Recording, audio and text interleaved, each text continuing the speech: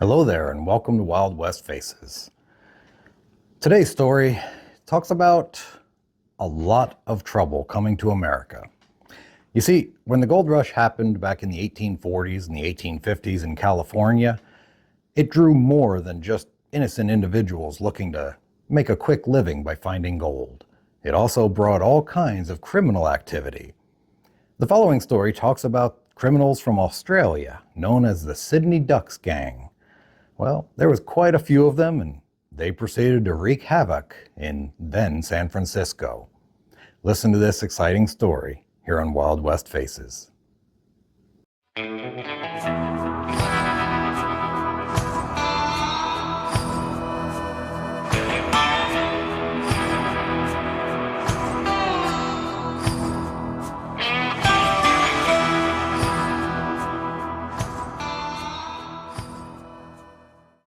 During the early 1850s, a wave of violence, robberies, debauchery, and destruction swept San Francisco. Leading this insidious wave were criminals called the Sydney Ducks, a villainous murdering street gang of ex-convicts from the penal colonies of Australia. 11,000 ex-convicts made their way to San Francisco from Australia. Although drawn by the gold rush, many didn't travel far from where they landed, preferring a life of crime to the hard work of mining gold. They were easy to spot as they had usually spent months at sea inside of ships on their journey to the States. Most had crudely cropped short hair to prevent lice, and all had a most unhealthy complexion from their lack of sunlight and hygiene on the ship. Some walked with the peculiar swinging gait a man gets during years in leg irons. Men had names like Slasher, Fighting Man Kelly, or Palmer, the Bird Stuffer. Names that, combined with their convict history, made the Australians a group not many wanted to mess with.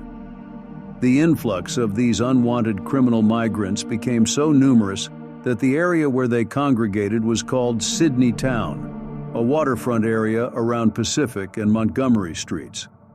At the southern edge of Telegraph Hill, the San Francisco Herald reported, "The upper part of Pacific Street after dark is crowded by thieves, gamblers, low women, drunken sailors, and similar characters who resort to the groggeries that line the street, and there spend the night in the most hideous orgies. Unsuspecting sailors and miners are entrapped by the dexterous thieves and swindlers that are always on the lookout, where they are filled with liquor, drugged if necessary, until insensibility coming upon them, they fall an easy victim to their tempters." Whenever a particularly nasty crime was committed in the town, a common saying among San Franciscans at the time was, "The Sydney Ducks are cackling on the pond tonight." One San Francisco paper described Sydney town as a hive of dronish criminals in shabby little dens with rough hangdog fellows hanging about the doorways. Some of the nastiest of all the Sydney town establishments were the Boar's Head Hotel, where the main attraction was an exhibition in which a woman of low morals and a boor participated. Another bar was called the Goat and Compass, owned by an ex-con from Sydney. It was in this particular bar that a character known as Dirty Tom McAleer, who for just a few cents would eat or drink any sort of refuse offered to him. When he was finally arrested in 1852 for making a beast of himself, McAleer testified that he had been drunk for at least 7 years and had not bathed for so long that he had no memory of his last bath. He thought, however, that it was about 15 years before, when in England, another den of crime was called the Fierce Grizzly, so called because a live bear was kept chained beside the door.